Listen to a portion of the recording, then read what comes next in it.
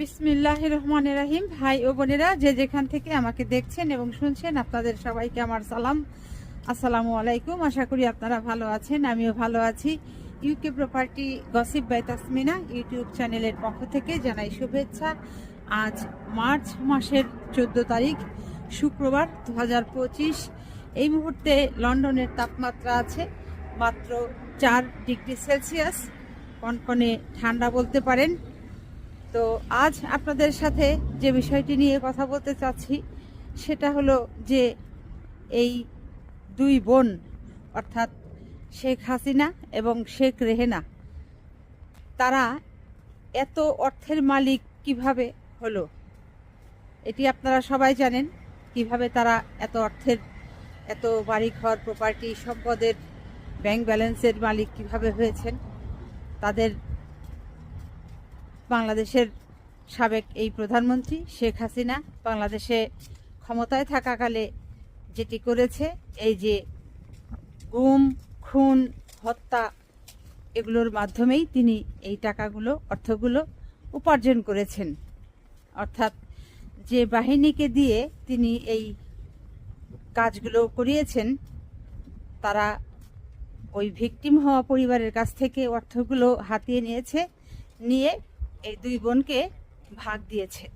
এভাবেই তারা দিনে দিনে এত বড়লোক হয়ে গিয়েছে, এটি বোঝার আর সাধারণ মানুষের বাকি নেই। এরপর এখন আপনাদেরকে আমি জার্মান বাদল সম্পর্কে কিছু তথ্য দিতে চাচ্ছি, যিনি নিজেকে শেখ হাসিনার খুব কাছের লোক হিসেবে দাবি করতেন। বাংলাদেশের সাবেক ভারত পলাতক মন্ত্রী শেখ হাসিনার একজন চামচা, আওয়ামী লীগের বিদেশি নেতা, অর্থাৎ অনেকেই তাকে জার্মান বাদল হিসেবে চিনে থাকেন।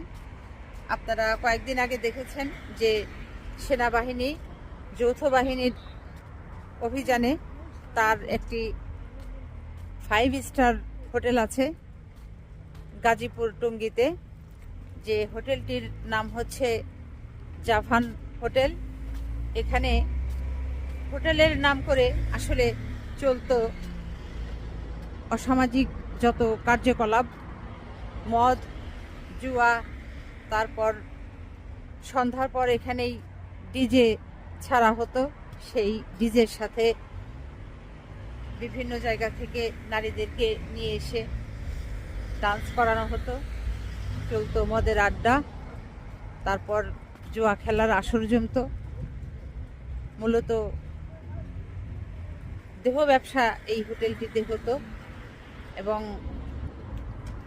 এটিতে অভিযান চালিয়ে প্রচুর মদ পাওয়া গেছে। এবং এগুলোর সাথে যেটি সবচেয়ে ভয়ানক যেটি পাওয়া গেছে, প্রচুর অস্ত্র পাওয়া গেছে। একেবারে দা, কুড়াল, ছুরি, চাপাতি, পিস্তল, বন্দুক থেকে শুরু করে এমন কোনো অস্ত্র নেই এই জাভান হোটেল থেকে সেনাবাহিনীর লোকেরা উদ্ধার করেনি। এই জার্মান বাদল, এর পুরো নাম হচ্ছে শেখ বাদল আহমেদ। তো এলাকাতে তাকে সবাই যে নামে চিনেন সেটা হচ্ছে এই জার্মান বাদল। যেহেতু তিনি জার্মানিতে বসবাস করেন, ওখানে তার বেশ ভালোই ব্যবসা আছে এবং জার্মান আওয়ামী লীগের তিনি সহসভাপতির পদে ছিলেন, এখনও আছেন।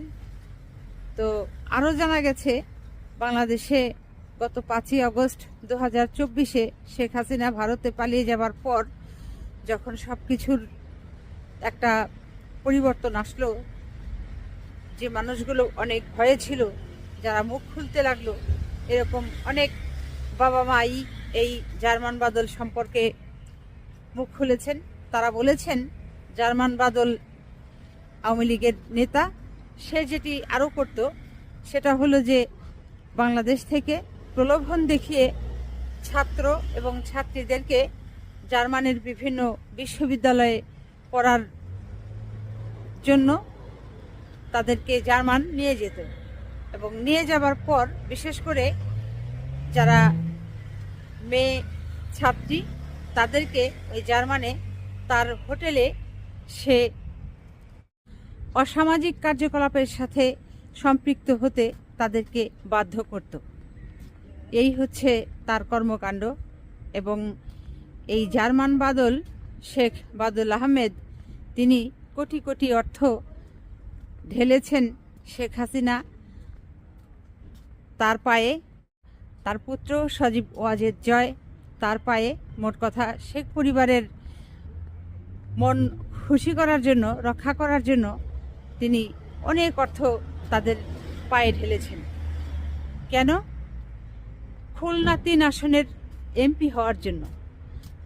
আওয়ামী লীগের থেকে নমিনেশন পাওয়ার জন্য খুলনা 3 আসন থেকে তিনি এমপি হওয়ার জন্য এই অর্থ ঢেলেছেন, তাদের পিছে পিছে ঘুরেছেন এবং তাদের সাথে ছবি তুলে বিভিন্ন সামাজিক মাধ্যমে পোস্ট করে, প্রচার করে, প্রসার করে তিনি যেটি করেছেন যে বাংলাদেশে অবৈধভাবে অনেক ধরনের ব্যবসা তিনি পেতেছেন, সে ব্যবসাগুলো তিনি করেছেন। তো গত কয়েক মাস আগে যেটি বললাম যে যৌথ বাহিনীর অভিযান চলে, তার ওই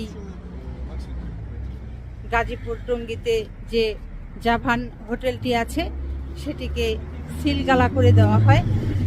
তো এখন পর্যন্ত সেটি ওভাবেই আছে নাকি আবার পুনরায় খুলেছে, এটি আসলে এখনো জানা যায়নি। তো আজ এখানেই শেষ করব। সবাই ভালো থাকবেন, সুস্থ থাকবেন এবং আমার জন্য দোয়া করবেন। আমার এই চ্যানেলটিতে লাইক, কমেন্ট, শেয়ার এবং সাবস্ক্রাইব করবেন। আসসালামু আলাইকুম, আল্লাহ হাফিজ।